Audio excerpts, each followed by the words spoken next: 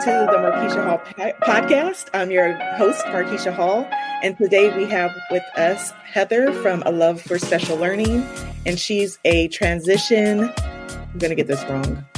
Heather, help me out. Transition facilitator. Thank you. I was going to say coordinator, a transition facilitator for her school. And we thought that this was an important topic for parents to talk about because often, and Heather, you can chime in too, parents aren't as aware of what that looks like. Some parents have not even realized that there's the planning that happens that goes into that. It's not just like, a regular IEP meeting. So I'm going to let her introduce herself and then we'll talk about some things that you would need to know about that. Yeah, so I'm Heather from A Love for Special Learning.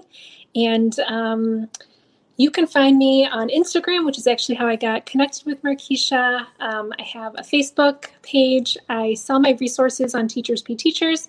I also have a blog and a website as well. And I just recently launched a professional development to support high school and transition teachers, special education teachers, and kind of understanding kind of what government benefits are and helping them get connected, get their families and students connected with these benefits.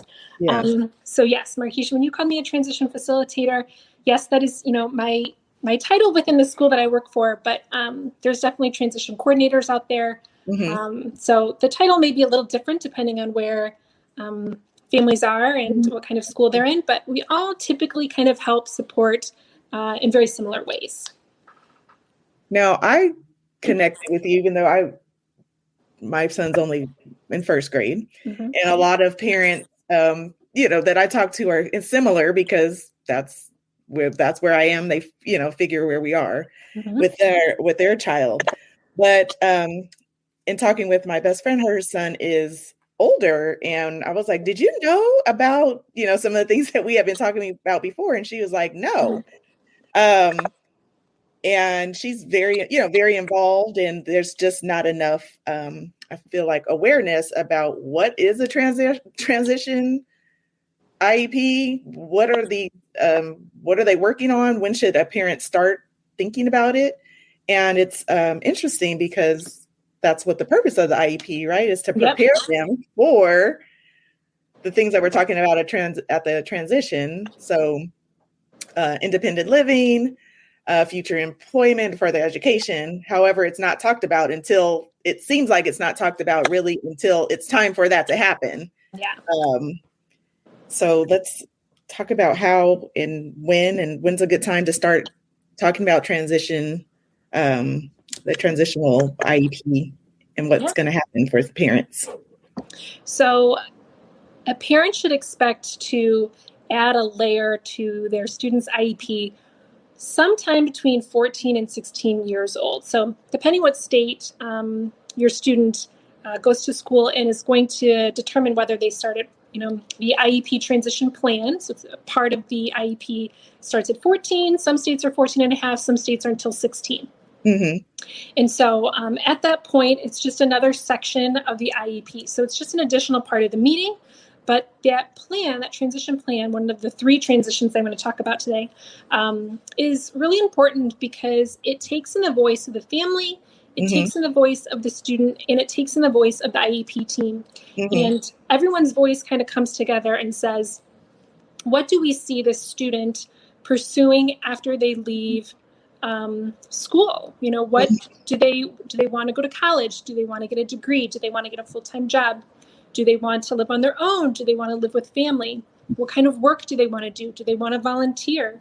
Do they want to do day programming, adult day programming? So it really takes in all of those voices. And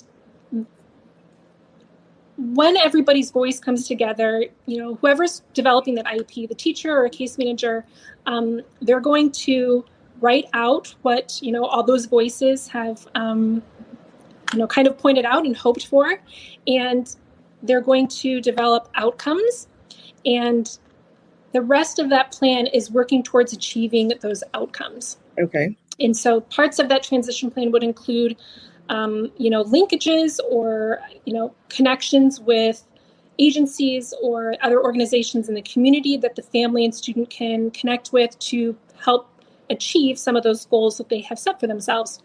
It's also going to outline what is the school and IEP team doing to achieve those goals, and what is the student and the family doing to kind of achieve those goals. So it really is a culmination of everybody working together to help that student achieve what they want to achieve after they leave school. So I like that it's also involves the student. Yes. I heard that, and I know from looking at your page, and one thing I found interesting too is that we say kiddo.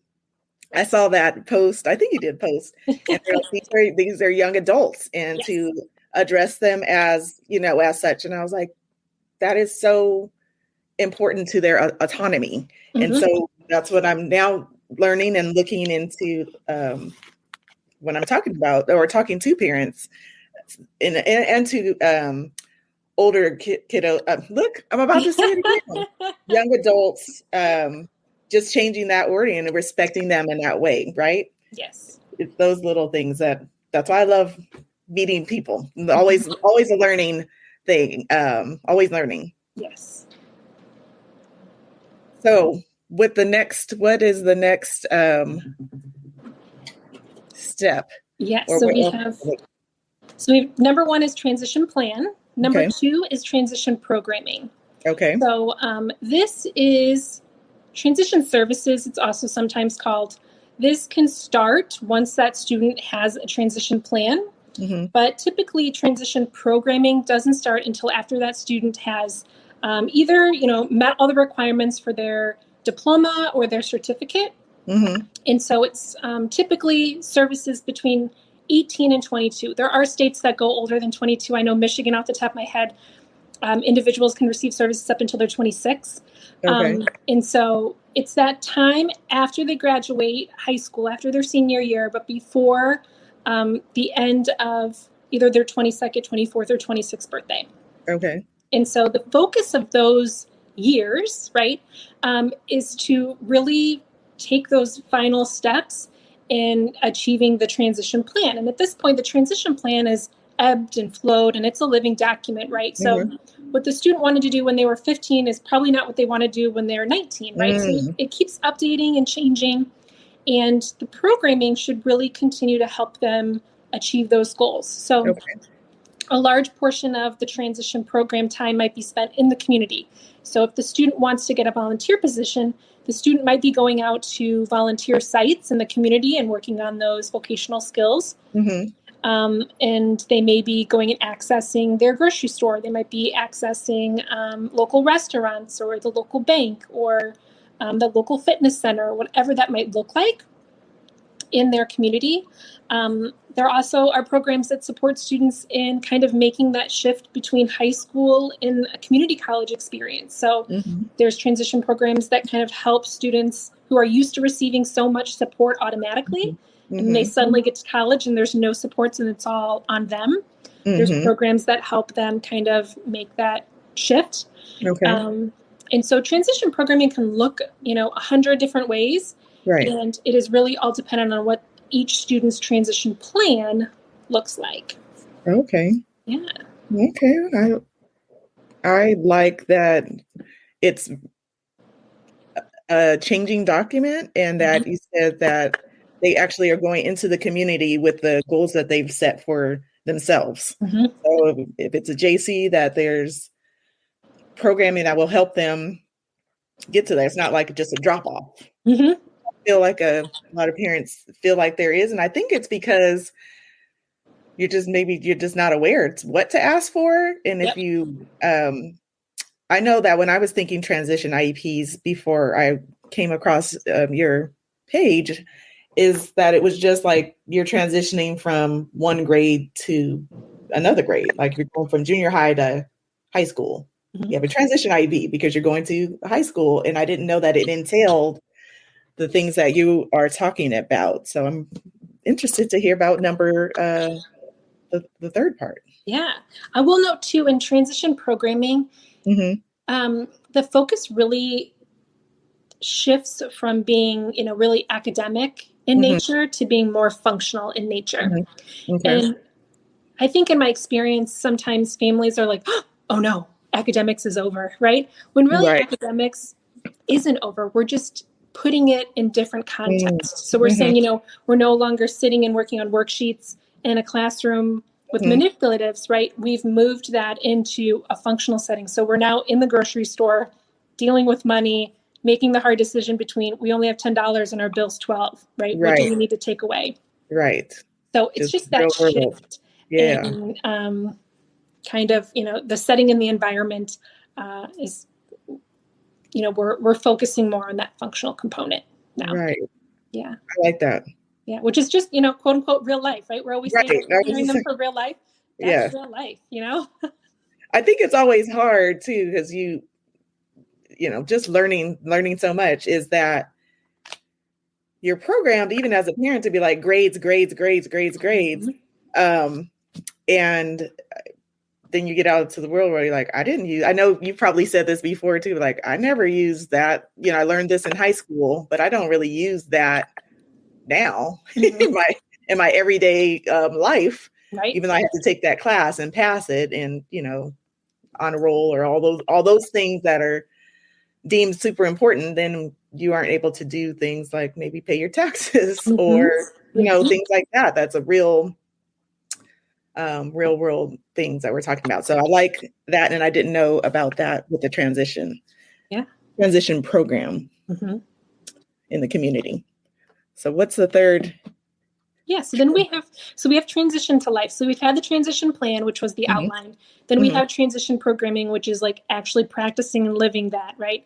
And then we have transition to life. So nearing the end of transition programming, the student should start really ideally living what their life is going to look like after they exit, before they exit, so that there isn't that cliff where it just, stops.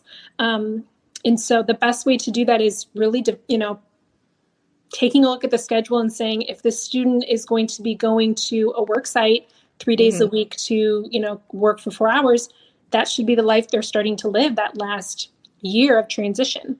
Oh, okay. And really, finalizing all of those supports. So I think something that I've learned since being in transition is once a student and family really takes advantage of benefits and services and supports that are available to them. Now, the student is an adult, so they're through adult agencies typically. Okay. A whole world of supports opens up and they can achieve their goals and dreams usually a lot faster. And, there's that level of consistency. There's more long-term success. And so you don't want to wait. A family does not want to wait until that last year to say, okay, I'm going to start, taking advantage of these benefits. No, it should start, it can start in high school, really learning about what's out there and available, so that when it gets to that point of the last year of transition programming, that it's just practice until they exit, and then life just continues on. There's no big cliff that they, that services end abruptly. That's not the goal. The goal is to be smooth. Right. Yes. And in order to do that is to start thinking about it early. Oh, definitely. Yes. If a parent is listening to this and they're not, their child is say 14, but they haven't had any talks about this. There was a transition IEP, but it didn't include a plan, a program, and like transition to life, the steps that you kind of just told us right now. What kind of wording and who should they kind of contact to help them with this? Yeah, so I would say reaching out to their student's case manager. Okay. Or if they just have like their special education kind of teacher, their main contact, I would just reach out and inquire to, request a copy of the transition plan. Okay. And based on their response, either a teacher's going to say they're not old enough yet, they don't need one yet. And if they are old enough, they'll probably just, send them it's probably a couple pages, 2-3 pages. And the parent can review that and kind of see if what is written in that plan sounds accurate. And since it's a living document, it can be amended, it can be updated and adjusted. And I think if the parent has that transition plan and they think it looks good and it's, the student and everybody's on the same page, If they want to start talking about transition programming, that's definitely something they would go back to that teacher and say, can you connect me with somebody at the transition level? I'd like to talk about programming. That can include touring, the space wherever that program is at, talking to someone about, what does a typical, schedule look like? How frequently are they in the community? What are they doing there? What's the level of support in the community? How long, because every state is a little different. How long can they stay in transition programming for? Okay. And then I think if a student is a parent student is in high school, especially junior, senior, or is already in transition programming, I would reach out to the transition coordinator. It could be called a facilitator like me, and get connected with somebody and just start talking about what benefits are available. And when I say benefits, some people call them waivers too. Okay. So I'm talking about SSI, Medicaid waivers, guardianship, power of attorney, supported decision-making, housing, public transportation, food assistance, respite services, therapies, right? The list goes on. Right. So, getting connected with somebody who's familiar with those in the area, it can start helping you, A, understand what they are, B, which ones the student and family is eligible for, and then start taking those steps towards applying for them. Right. Yeah. Yeah, because I've heard that there's some states, every state's different. That's why it's important to connect with your state. That there's the wait list for different types of programming could be long. Yes. Long and a process to kind of maybe for SSI, it's a process to get those things. So being aware of that and what that looks like in your state is going to help not have that drop.